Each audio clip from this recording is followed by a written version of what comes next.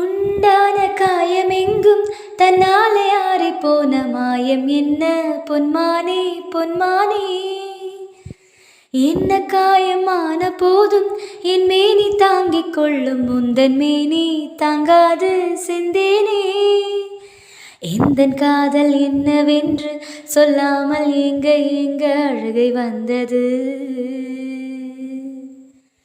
எந்தன் சோகம் உன்னை தாக்கும் என்றென்றும் போது வந்த அழுகை நின்றது.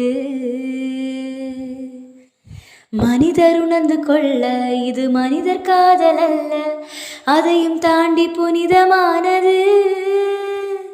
அபிராமியே தாலாட்டும் சாமியே நான் தானே தெரியுமா.